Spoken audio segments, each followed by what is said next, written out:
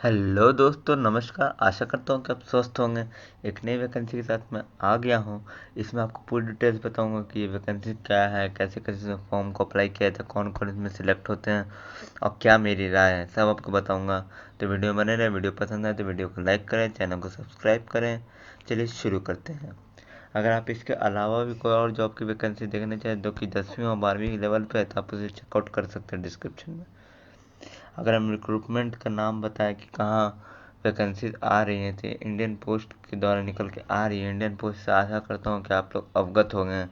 Post का नाम है ग्रामीण डाक सेवक, जिसको हम लोग शॉर्ट फॉर्म में जीडीएस भी बोलते हैं। इसकी दो बड़ी बड़ी भर्तियाँ इसी साल आ चुकी हैं और उसमें बहुत से लोगों का सिलेक्शन भी हुआ है। तो इस बात का भी ध्यान रखिए, आपके पास एक सुनहरा मौका है एक अच्छी जगह एक बेसिक नौकरी पाने की, ताकि आप उस अपने लाइफ के स्टेज में आगे बढ़ सके। ये बेसिक नौकरी, इसी पे कोई रुकना मत, इससे आगे जाना है आपको।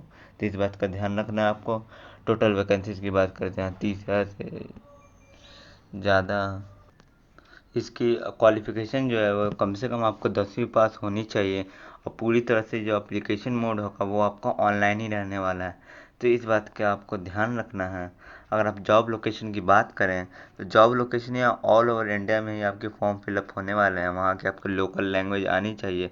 तो बहुत से बच्चे गलती करते हैं इस फॉर्म को फिलअप करते वक्त कि वो गुजरात या फिर ऐसी जगह तमिलनाडु, चेन्नई, इन सब जगह भर देते हैं, क्योंकि जबकि उनको वहाँ की लोकल लैंग्वेज नहीं आती, जिसकी वजह से ये उस समय तो भर देते हैं, पर जब आपके कट ऑफ निकलता है, जब आपके डॉक्यूमेंट वेरिफिकेशन होता है, तब आपके वो जो होता है ना कैंडिडेचर, वो रिजेक्ट हो जाता है। तो वो रिजेक्ट कर देते हैं वहाँ से। तो मैं आपको बताऊँगा कि कौन सी जगह आपको फिलअप करना है। तो सबके लिए आपको वीडियो में बने रहना है। और आपको इसके लिए इसके रिजल्ट कब आएगा वो भी मैं आपको अपने टेलीग्राम चैनल पर नोटिफाई कर दूंगा। तो इस बात का ध्यान रखना है। ऑफिशियल वेबसाइट को आपको रेगुलरली चेकआउट करते रहना है, Indian post online.gov.in।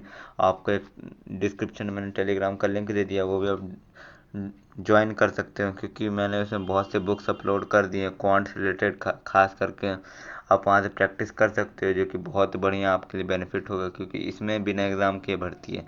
But most of the cases में जहाँ भी आपको अच्छे लेवल की जॉब मिलती है वहाँ आपको एग्ज़ाम दे के ही भर्ती होती है। तो इस बात का ध्यान रखना है आपको। अगर हम एज एज लिमिट और इन सब चीज़ों की बात करें, एलिजिबिलिटी की बात करें, तो यहाँ आप देख सकते हैं कि आपको कम से कम 18 से 40 साल के होने चाहिए। और जो एज रिलैक्सेशन मिलती है वो भी मिलेगी ओबीसी और SC ST वाले बच्चों के लिए। तो इस बात का ध्यान रखें। अब पोस्ट डिटेल और क्वालिफिकेशन की अगर हम बात करें तो यहाँ आप देख सकते हैं, यहाँ मेनली 3 पदों पे वैकेंसीज आई हुई है। GDS ब्रांच पोस्ट मैनेजर, जिसको हम BPM भी बोलते हैं, असिस्टेंट ब्रांच पोस्ट मैनेजर। तो इस बात का ध्यान रखें। 30,000 से लगभग 30,000 का अप्रॉक्स वैकेंसीज है। तो ये बहुत बड़ी आपकी वैकेंसीज आने वाली हैं। अगर हम क्वालिफिकेशन की बात करें तो क्वालिफिकेशन से मात्र 10वीं पास मांगी गई है, जो कि मुझे लगता है कि सारे सारे बच्चों के पास होगी और ये फॉर्म को भर सकते हैं। आप पूछोगे इसका सिलेक्शन प्रोसेस क्या है, तो सिलेक्शन प्रोसेस में आपको कुछ नहीं, आपके 10वीं में जितने परसेंटेज आए हैं उसी के हिसाब से आपके एक मेरिट लिस्ट बनती है, 2-3 मेरिट लिस्ट आपकी अप्रॉक्स आती है। तो उसी हिसाब से आपका सिलेक्शन होता है। आपके 10वीं में अगर अच्छे नंबर हैं तो आप इस फॉर्म को भर सकते हैं।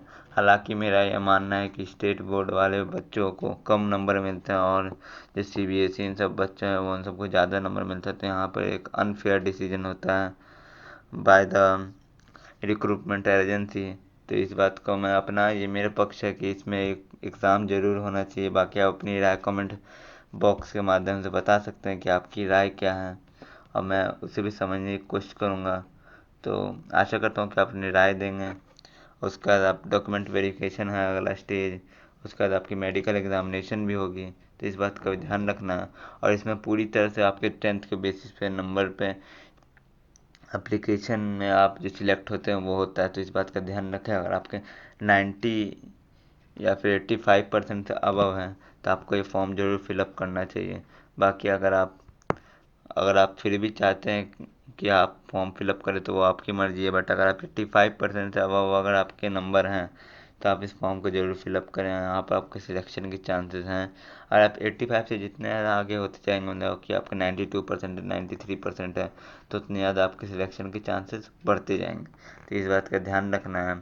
अगर मैं आपको नोटिफिकेशन की डेट बताऊँ तो नोटिफिकेशन की डेट यहाँ पर 28/7/2023 से जब नोटिफिकेशन आएगा तो मैं उसके साथ साथ आपको पूरी डिटेल्स बताऊंगा कैसे कैसे इसको करना है। तो इसके लिए आपको चैनल को सब्सक्राइब कर लेना है। अगर हम GDS के ऑनलाइन अप्लाई डेट की बात करते हैं तो 28/7 से इसके एप्लीकेशन स्टार्ट होने वाले हैं, तो इस बात का ध्यान रखना है। कभी कोई आदमी के दिमाग में होता है बट वो भूल जाता है, तो इसलिए आपको याद रखना और टेलीग्राम चैनल भी ज्वाइन कर लेना है। सैलरी यहाँ पर बेसिक सैलरी जो होती है वही आपको देखने के लिए मिलेगी, तो इस बात का भी आपको ध्यान रखना और यहाँ रुकना नहीं है, और भी आगे आपको अच्छे अच्छे पोस्टों के लिए अप्लाई करते रहना है।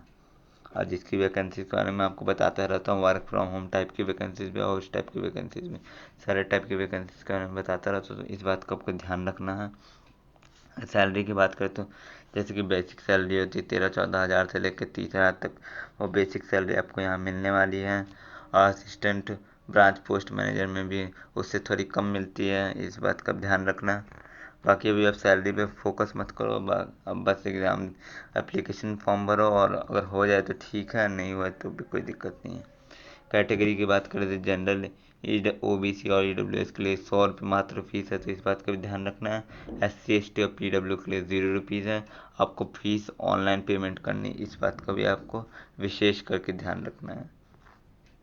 अगर हम लिंक जब वो आएगा आपका नोटिफिकेशन का तो मैं यहाँ अपडेट कर दूंगा, आपको टेलीग्राम चैनल पे भी आपको डाल दूंगा, तो आप इस बात का ध्यान रखें। और आपको फिर भी अगर आपको इस फॉर्म से रिलेटेड कोई डाउट है तो आप कमेंट कर सकते हैं।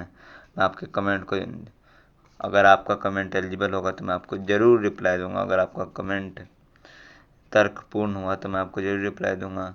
और फिर भी कोई दिक्कत आता है तो अपनी राय तो देना मत भूलें कि इसमें क्या है, कि परीक्षा होनी चाहिए या नहीं। वीडियो पसंद आए तो वीडियो को लाइक करें, चैनल को सब्सक्राइब करें। तब तक के लिए स्वस्थ रहें, आनंद रहें। जय हिंद, जय